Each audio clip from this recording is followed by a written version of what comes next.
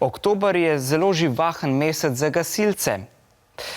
Na srečo ne zato, ker bi morali pomagati pri največ požarih in nesrečah, ampak zato, ker z različnimi dejavnostmi opozarjajo na požarno varnost. Ker vemo, da je veliko infodromovcev tudi gasilcev, smo obiskali eno izmed ekip. Popoldanska športna dejavnost, poučno spoznavanje gasilskega poklica in zabava povezujejo mlade člane gasilskega društva Lokrovec Dobrova. Pri gasilcih sem že več kot 7 let. Ko smo z gasilcimi, da pa čisto nazadnje igramo nogomet, pa kako dobijamo skupaj, pa se zabavamo malo. Se učim nove veščine in tudi tekmujem in da potem te znanje prelagam naprej. Gasilci, tako kot drugi reševalci, rešujejo življenja, pri tem si pomagajo s posebno opremo. Sestavljajo jo gasilska obleka, hlače, rokavice in čelada.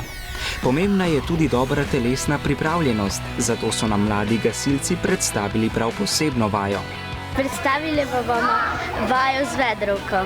Pri tej vaji sodeluje 9 tekmovalcev. Stojijo za črto po trije. Pred sabo imajo 2 vedra z vodo. Ko reče sodnik, pripravljeni pozor zdaj, grejo ekipe v napad.